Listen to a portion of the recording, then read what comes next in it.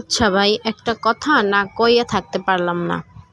দেখেন, আখিও কিন্তু প্রথমে লাইভে আসছিল, কিন্তু ও কিন্তু কিছুই বলে নাই। ও শুধু ওর ভালো মন্দ, তারপর ওর ছেলের দেখাইছে, সবাই কেমন আছে এগুলা জিজ্ঞেস করছে।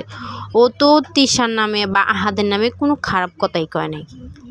তাইলে তিশা লাইভে আইসা, আহাদ আর তিশা লাইভে আইসা এত খারাপ খারাপ কথাগুলো আখির নামে কইতেছিল, ওরা এই করে নাই সেই করে নাই, কত কিছুই না কইতে আসছিল ওর নামে। তো এগুলা কি ঠিক? আর আহাদ যে বলতেছে ও বিয়ে করতে চায় নাই, ও ওরে পছন্দ করে না।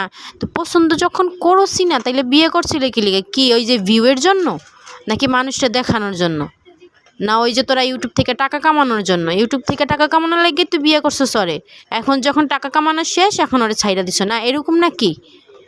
তাইলে তোরা ওর নামে এরকম খারাপ খারাপ কথা কবি কি লিগা ভাই?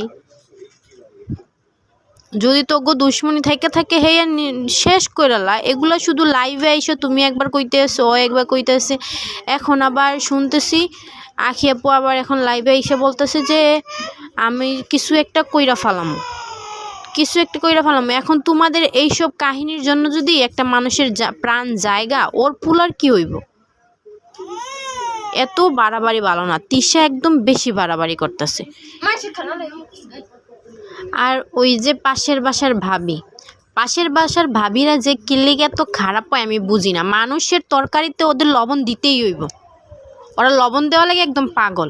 সব কিছুতে তিশারে কথাগুলো আরও মুখের মধ্যে উঠাই দিতে আসে লাইভের মধ্যে, ভিডিওর মধ্যে। তিশা যদি কোনো কিছু ভুইলাও যায়, ওই ভাবি ওইগুলো আবার ওরে মনে করাই দিতে আসে। এগুলা কেমন মানুষ? এই সব পার্সনরে কাছে রাখাই ঠিক না। নিজেদের সংসারের মধ্যে থার্ড পার্সন রাখা ঠিক না। কি আপনারা রাখছেন দেখে আপনি আজকে এই অবস্থা হয়েছে। কি কমু ভাই, এগোর নামে সবাই মিলে অ্যাকশন নেন, বুঝছেন? তাইলেই ঠিক হইবে।